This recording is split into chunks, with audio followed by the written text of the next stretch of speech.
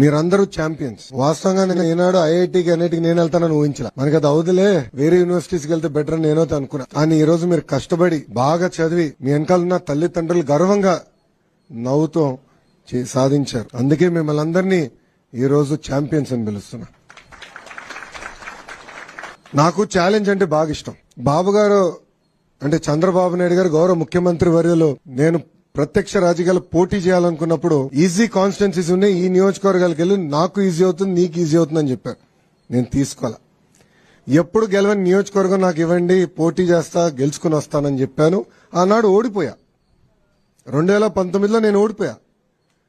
5,300 పైచిలకు ఓట్లతో ఓడిపోయా. కానీ ఓడిపోయిన రోజు దగ్గర నుంచి మొన్న ఎన్నికలయ్యే వరకు అంటే 5 సంవత్సరాలు అక్కడనే కష్టపడ్డా, అక్కడనే పోరాడా, ఒక ఛాలెంజ్ తీసుకుని ఎట్టి పరిస్థితుల్లో మళ్ళీ గెలవాలి అన్న లక్ష్యంతో పనిచేశా. నేను విద్యాశాఖ